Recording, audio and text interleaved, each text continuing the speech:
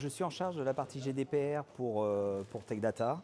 Je suis certifié sur cette partie GDPR et également sur la partie DPO aujourd'hui, donc DPO étant la partie Data Protection Officer, qui sera justement en charge d'aider Tech Data à monter en puissance et se mettre en conformité par rapport à cette partie GDPR et d'accompagner également tous les partenaires de Tech Data pour arriver également à cette mise en conformité et répondre, je dirais, aux différentes exigences qu'on peut avoir autour de ces solutions-là.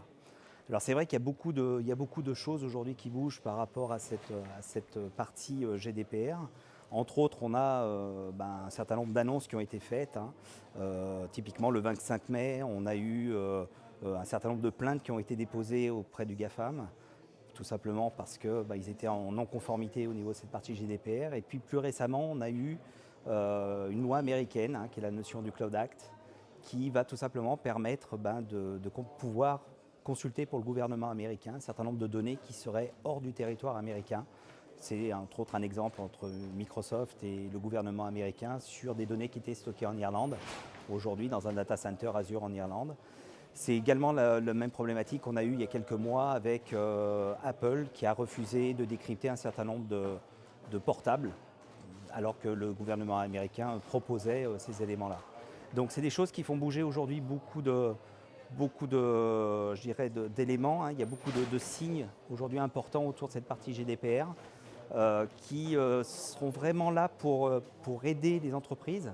Aujourd'hui, il ne faut pas le voir comme un frein, c'est vraiment une opportunité de business pour les partenaires, une opportunité de business également pour, je dirais, pour toute entreprise, qu'elle soit PME, qu'elle soit TPE, mais qu'elle soit également grand compte, pour remettre un petit peu d'ordre sur cette gestion de données.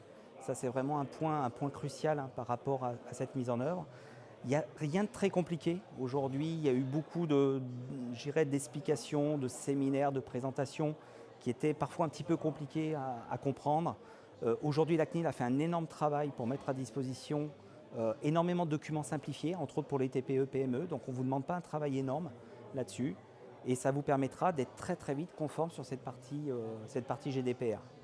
Donc, comment Tech Data peut vous aider aussi par rapport à ça? Tout simplement, on peut vous accompagner par rapport à cette mise en conformité. Ça peut être au travers de Tech Data Academy avec un certain nombre de formations GDPR, formations DPO, qui sont des formations certifiantes, donc avec un tampon comme quoi vous serez certifié autour de cette partie DPO.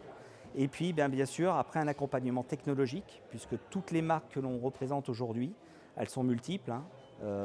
Ça vous permettront tout simplement, ça vous permettra de vous accompagner au niveau de ces formations technologiques pour vous aider à monter sur cette conformité et à être prêt très rapidement. Il y a deux types de données. Il y a les données à caractère personnel qui sont importantes et ensuite les données à caractère sensible. Donc les données à caractère sensible, elles sont déjà plus ou moins encadrées. C'est des données médicales, des données bancaires qui sont déjà encadrées par un certain nombre de lois et des réglementations spécifiques.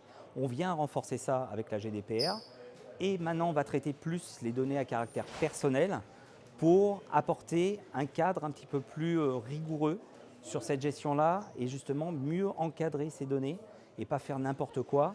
Et là, le rôle du sous-traitant est vraiment important. On insiste beaucoup, bien sûr, Tech Data travaille avec des partenaires qui sont tous aujourd'hui des sous-traitants.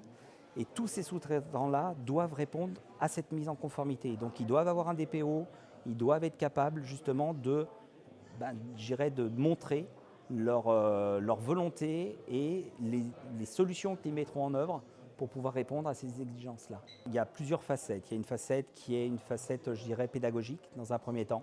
Donc c'est vrai qu'il va falloir déjà former un peu les collaborateurs et revenir sur des basiques.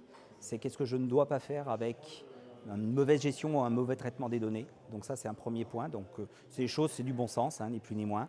On a un certain nombre de vidéos à disposition pour pouvoir aider justement dans ce cadre-là. Ensuite, on va avoir, une action pédagogique sur comment former les DPO justement pour être capable de répondre en interne, même si aujourd'hui on va plutôt préconiser d'avoir des DPO externes. Pourquoi? Parce qu'il faut une certaine neutralité en tant que DPO, puisque quelque part le DPO va être attaché directement à la direction générale et doit être neutre, c'est-à-dire qu'il va donner des préconisations suite à son audit et il va ensuite en discuter avec la direction générale.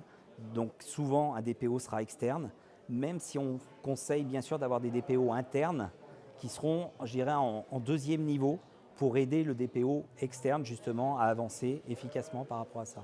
Donc ça fait partie des points importants. Pour pouvoir travailler avec un sous-traitant, on va lui poser un certain nombre de questions, dont une des questions principales, c'est disposez-vous d'un DPO aujourd'hui dans votre structure permettant justement de répondre à cette conformité GDPR.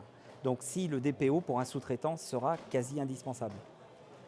Donc peut-être pas externe, ça peut être un DPO interne, pourquoi pas. Toute entreprise américaine qui aurait en fait des clouds à l'extérieur des États-Unis aura la possibilité, le gouvernement américain aura la possibilité d'aller consulter des données sur ces data centers externes aux États-Unis, y compris ceux qui seraient en France.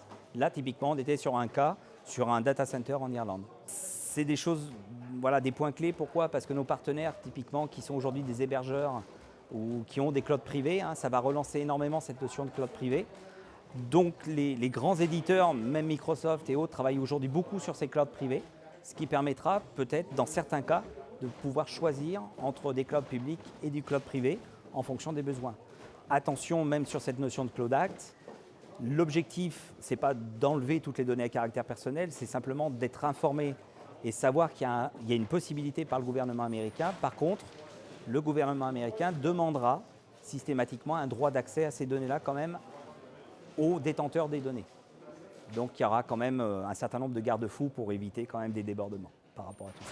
2018 est l'année charnière. Pourquoi? Parce que c'est à partir du 25 mai que c'est réellement lancé, je dirais, la partie GDPR. Aujourd'hui, on est vraiment sur une phase de pédagogie. Donc la CNIL aujourd'hui a une orientation vraiment d'accompagnement et de pédagogie auprès des partenaires et auprès, je dirais, des clients pour les accompagner. Aujourd'hui, le site de la CNIL fournit tout un tas de documents et tout est très clair. Il y a des modèles pour vraiment les aider dans cette partie-là. Donc là, on sera sur une phase pédagogique pendant un certain nombre de mois pour que toutes les entreprises prennent le temps de mettre en place tout ce qui tourne autour de cette notion de GDPR.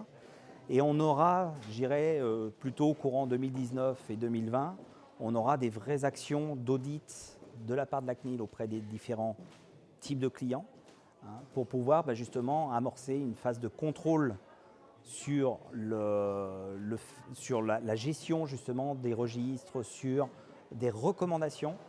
La CNIL aura un rôle également d'apporter des recommandations au départ avant de passer sur des vraies phases de sanctions.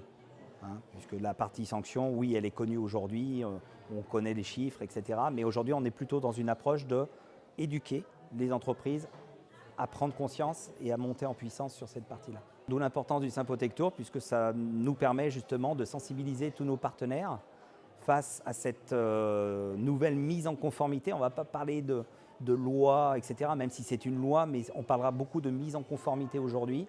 Ça n'est pas une certification, puisque c'est réellement une loi.